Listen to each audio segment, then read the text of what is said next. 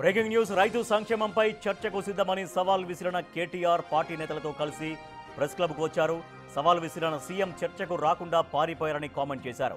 అసెంబ్లీలో కూడా తాము చర్చకు రెడీ అన్నారు కేటీఆర్. కానీ అక్కడ తమకు మాట్లాడే అవకాశం ఇవ్వరన్నారు. కేటీఆర్ విమర్శలకు కాంగ్రెస్ కౌంటర్ ఇస్తోంది. అసెంబ్లీలో చర్చకు రెడీ అంది కాంగ్రెస్.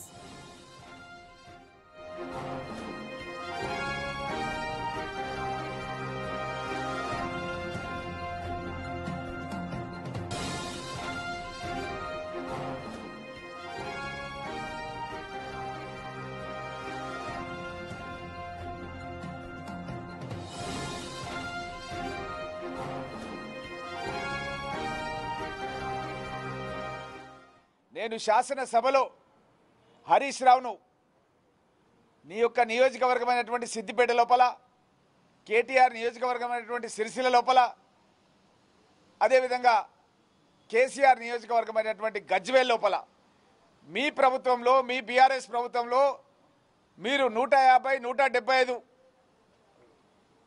కోట్ల రూపాయలు రుణమాఫీ చేస్తే, మేము కాంగ్రెస్ ప్రభుత్వం వచ్చిన తర్వాత దగ్గర 315 కోట్ల రూపాయల వరకు మీ ప్రభుత్వం కంటే ఎక్కువ మీ నియోజకవర్గంలో కూడా చేసినామని శాసనసభలో వ్యవసాయ శాఖ ఇచ్చినటువంటి గణాంకాలు, గతంలో ఇచ్చిన గణాంకాలు, మీ ప్రభుత్వంలో మా ప్రభుత్వం వచ్చినటువంటి గణాంకాలు స్పష్టంగా నేను చదివి మీకు దమ్ముంటే మాట్లాడండి అని నేను హరీష్ రావును శాసనసభలో అడగడం జరిగింది. హరీష్ రావు శాసనసభలో ఉండి, కేటీఆర్ నువ్వు కూడా శాసనసభలో ఉండి మీరు సమాధానం చెప్పలేదు. పరికి శాసనసభకు రాజీనామా చేస్తా అని చెప్పిన నేను నిజంగా దమ్ముంటే ఆ రోజు హరీష్ రావు లేచి నువ్వు చెప్పిన లెక్కలు తప్పు, వ్యవసాయ శాఖ లెక్కలు తప్పించింది, మేము మా నియోజకవర్గంలో, మా ప్రభుత్వంలో, తెలంగాణ రాష్ట్రంలో మీకంటే ఎక్కువ రుణమాఫీ చేసినామని చెప్పాల్సింది ఉండే. మరి శాసనసభలో ఉండి ఎందుకు సపోర్ట్ చేయకుండా కూర్చున్నావు హరీష్ రావు? ఈ రోజు ఏం చేస్తున్నావు?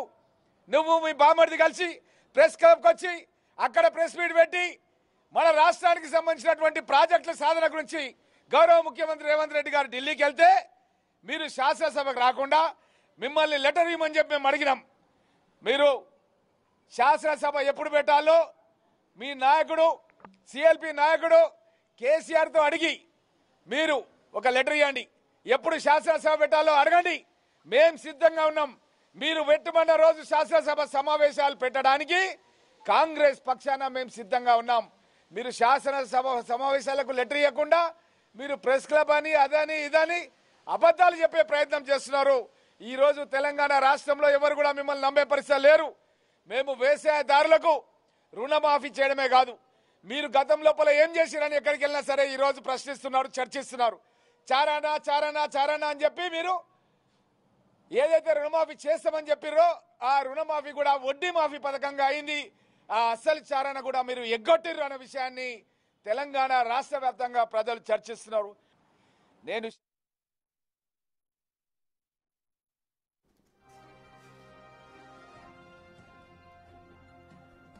ఇక రైతు సమస్యలపైన, నీటి సమస్యలపైన చర్చకు సిద్ధమంటూ బీఆర్ఎస్ వర్కింగ్ ప్రెసిడెంట్ మాజీ మంత్రి కేటీఆర్ తెలంగాణ భవన్ నుంచి సోమాజిగూడ ప్రెస్ క్లబ్కు వెళ్లారు.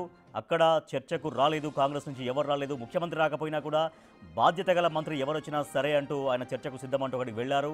కానీ దానికి కేటీఆర్ వ్యాఖ్యలకు కాంగ్రెస్ కూడా కౌంటర్ ఇస్తోంది. ప్రెస్ క్లబ్లో కాదు, అసెంబ్లీలోనే మాట్లాడదాం, అసెంబ్లీలోనే మీకు తగినంత సమయం ఇస్తాం, అసెంబ్లీలో చర్చకు సిద్ధం.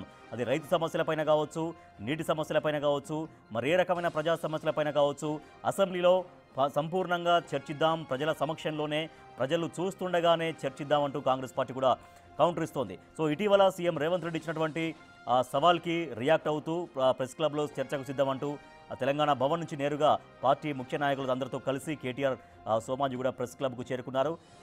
కేటీఆర్ చేసినటువంటి వ్యాఖ్యలకు కౌంటర్ ఇచ్చారు కాంగ్రెస్ పార్టీ కూడా. కాంగ్రెస్ పార్టీ కౌంటర్ ఇచ్చింది. ఏ సమస్య పైన చర్చించడానికైనా కూడా ప్రెస్ క్లబ్లు కాదు వేదిక, అసెంబ్లీనే వేదిక, అసెంబ్లీకే రండి, మీకు తగినంత సమయం ఇస్తాం, సో అక్కడే సమగ్రంగా చర్చిద్దామంటూ కాంగ్రెస్ కూడా కౌంటర్ ఇస్తోంది.